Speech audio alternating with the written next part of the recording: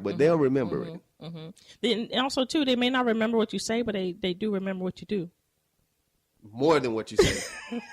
More than what you say. And they will call you out. Oh, if you do something that you said don't do, oh yeah, they want to know everything about it. Why you did it. But you said this.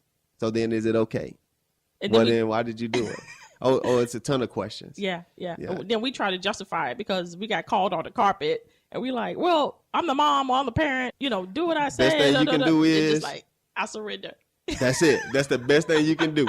And admit it. And I've had to do that. I've had to apologize to my kids and say, Daddy was wrong. Yeah. I should not have talked to mommy like that. Not only not in front of you all, I should never talk to mommy like that.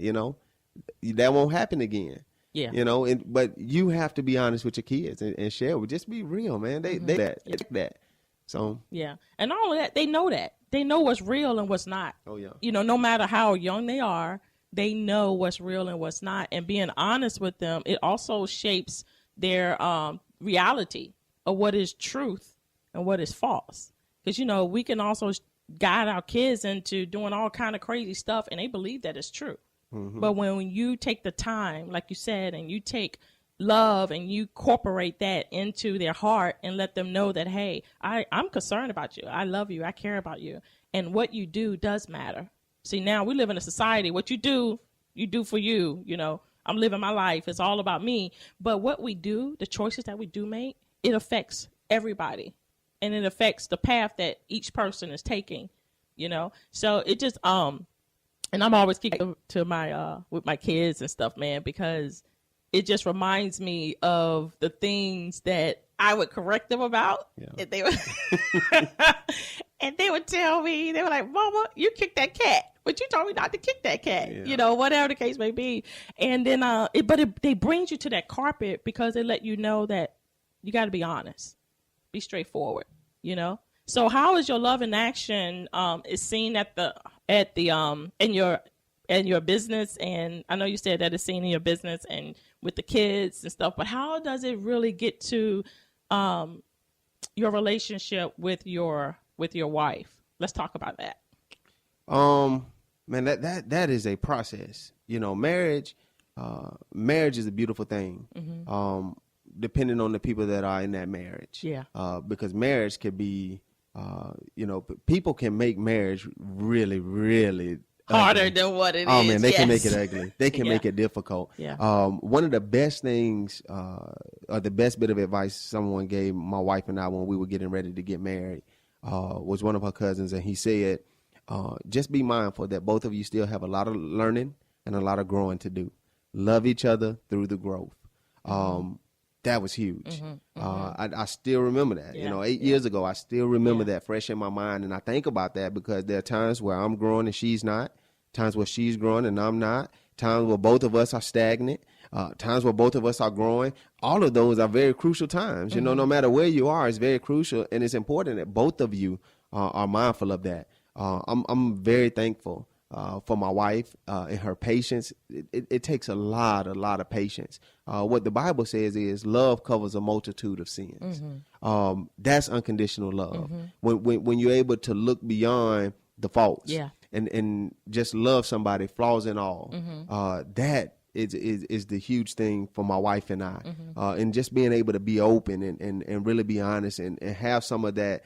When we first got together, that playful love where, some things that might aggravate you because it's that one, it's funny or it's cute. And keeping that stuff in your marriage, it's an old song say same thing it took to get your baby hooked. It's going to take the same thing to keep her. You got to keep your things fresh and that same love and zeal and excitement that I had with getting her. I try and keep that same love, zeal, and excitement now with keeping her. Sometimes it gets taken for granted. Sometimes you just get the going through life and going through the motions. But the love and action for my wife is just continuing to try and be a strong man of God and understanding that before anything, if I'm going to be a good husband, I got to be a good follower of Christ.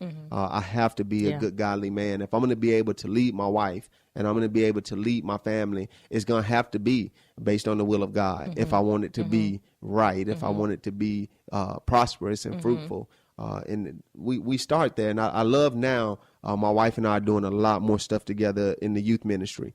And the kids love it. They talk about it. So working together and doing things together more, that helps with our love and action, when we can be a team and people see our teamwork and we get recognized. That's awesome. Yeah. When someone says to my wife and I, y'all are my favorite couple, that's rewarding because it's a lot of work that went in to get in that comment that they don't see, that if they saw it and they saw how ugly things are sometimes, they might not say that. Right. But because of the love that we have for each other, we don't allow people to see that in our marriage, and we are committed to working through that and being committed to each other because we made vows that say it, for better or for worse, for richer or for poor, through sickness and in health, till death do us part. And we try to honor that. Yeah. We do. We honor that. Worse it could get worse. But we still have to be able to love each other through that. And so we got good in-laws too. That helps. But a good support system does help when you're going through a lot of stuff. When you're don't pass out over you. when you are dealing with a lot of things in your marriages and stuff. But another thing that is so vital, Anthony, when it comes to marriage is both people are willing to change. Both people are willing to work. Because there are a lot of marriages where you don't have that two people. You don't have the two people willing. One person could be pouring and pouring and pouring and doing and doing and doing. The other person could just be like, oh, well, and going on, to where they're living in the same building, the same home, but they're in two separate rooms. You see what I'm saying? So with that in mind as well, it takes two people. You can't do it alone. And it takes two people who are willing, and their heart is, hey, I love you. Let's get this together. But what would you say when someone is in that situation where the other person is not receiving anything and they are looking at separation or whatever, and they've done everything they can? They've done everything. And so the husband or the wife, they're just on their own and they're just like roommates. What would you say to them? First thing I would say is pray about it. If you haven't already, and I'm assuming that when you get to that point, you have been praying. Yeah. But don't lose hope and don't lose faith in the power of prayer. If you haven't already done counseling, seek counseling. And understand that everybody's not going to view that the same way. Some people are going to be totally against going to counseling. If it worked for you, though, you keep going. Yeah. If you got to go to marriage counseling by yourself to work on and to help your marriage, you do and be committed to what you said in your vows. I believe God will honor that. We can't control another person. The only thing we can do is plant and water, and God will provide the increase. Right. And just follow the will of God. The Bible gives us good instruction on how to handle our marriage, but it also gives us instruction on being protective and guarding ourselves from being unequally yoked. And that's something that we have to be mindful of. When we make these vows, I think that in America, wedding vows are now almost kind of like a loan agreement, where the package just keeps getting longer and longer and longer because of the different lawsuits and the people trying to get out of it and find a loophole to not be tied into the agreement that they made. And that's how marriage has become, to where the sanctity is gone. And we say, for better or for worse, for richer or for poor, through sickness and in health. But we really only mean for better and for richer and for health. We don't really want to deal with the sickness and the poorer. And, that I don't know if that's still a true statistic, but I remember there was a time where finances was the number one cause of divorce. But we said in our vows, for richer or for poor. So why would we allow finances to get in the way of what we already said that we were going to work through? Right. It's really honoring those vows and understanding that commitment before you make it. Because like I said, worse can really get worse. And if you have someone in a relationship that's growing and the other one's not, and you're not mindful of and considerate and still willing to be loving through that, it's definitely going to be some challenges. Yeah. And it's going to be tough, for those marriages where you on that last leg. I don't hope or wish for anyone to separate from their marriage. But I do understand, just like Jesus said, there are reasons where one would need to get out of that situation. Adultery, one that's not a believer that abandons their family. You know, there's scriptural guidance on those things. I think, you know, seek God. You know, seek God, stay in prayer, stay faithful, don't grow weary in well doing, and just be willing to endure, understanding who's endured for you. And the things that you take him through, right? You know, the times that you've turned your back, the times that he's been willing and waiting on you and you wouldn't come back. You know, be mindful of that. And when that's what drives you, and you got the right thing on the other side of that balance scale with yourself, because it can't be your spouse on the other side of that scale. It has to be Jesus. It has to be the relationship between him and God that's on the other side of that balance. And if you're putting another person over there, you're going to have a problem. Right. You know, because when they don't measure up or you don't measure up, it's an issue. But when you understand who your real ruler is, where your real measuring stick is Jesus Christ and the relationship he has with God, your perspective on things change. The level of endurance that you have, it changes. That long suffering, it changes because you understand. And that's just important. I really value marriage, and I hope that, you know, as a country, when we make these vows, and as people and men and women, when we make these vows, we can really mean what we say when we say those things. It reminded me of too, because, you know, I've been married before. Don't know if you know, but when you mention unequally yoked, because we can get together, and that is not the person that we need to be with. And I think our listeners need to know, because sometimes when we want to separate or we want to divorce, we stay in it because we don't want the repercussions of what other people may think. And so we're trying to do all this stuff, and yet it's unequally. You know, the love might have been there, but the unequalness of the two people going down the same road is missing it, you know? So could you explain a little bit more about that? When I think about unequally yoked, there's an image that comes to mind that I saw before with a yoke. And on one side of the yoke, you had an ox. And on the other side of the yoke, there was a donkey.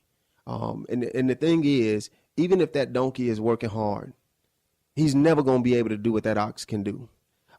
Even if both of them are pulling it in the same direction, what you're getting ain't going to be the same as if you got two oxes pulling. Right. There's going to be an adjustment that the person that's running that yoke going to have to make to compensate for that yoke being unequally yoked. And I said that to say you're not going to be able to make something right that's wrong. You know, that's why you got to do a good job at, before you make those vows and that commitment, taking the time to stop. You know, do pre-marriage counseling. You know, find out the things that you need to know about that person. Spend more and more and more time with them, and not just that naive time, you know, where you're just trying to win somebody over, because we'll put on. We'll put on to try and get them now. We'll go above and beyond. You know, we'll get super fresh, and we'll open the doors and bring the flowers, and, you know, she'll put on the perfume and the hair did up and everything. And then once you get together, then the hair ain't getting done no more. The doors ain't getting open no more. And, you know, you got to spend enough time to where you can see past those things that's just with the newness of it, you know, that freshness of it, you know. Spend real time together where you can see those things, where you know, no TV, no cell phone, and just talk. You know, do you like the same things? You know, are you driven by the same things? Are you both motivated the same way? You know, what drives you? Are you both God-fearing? You know, do you even understand the significance of marriage and the institution of marriage, or are you just doing it because people say you should get married? You know, that's just like getting baptized without the understanding. It's no good, because it's all based on faith. And if you don't have the right faith, well, you know, that baptism, it was based on faith. Right. And so if the faith wasn't there, it's void. You know, that unequally yoked is really important. We got to put in more time on the front end to make sure that we don't find ourselves in that situation. And don't be naive, just afraid to be lonely. You just accept that. Right. Yeah, that is so true, because in any situation or any relationship, it takes one thing: communication. And if you don't communicate, and if you can't communicate, it's already a problem right there. Yeah. If you're not able to express how you feel. And you're right, in our society, when it comes to marriage, it's all about what you bring in. You know, now, before people marry you, they look at your credit report. They look at your bank statement. They look at all these things, and they come up with their own contract, their own vows. And it's as if they're saying, well, I'll marry you because you can offer me this. But the moment I don't get what I want, I'm out. irreconcilable. They're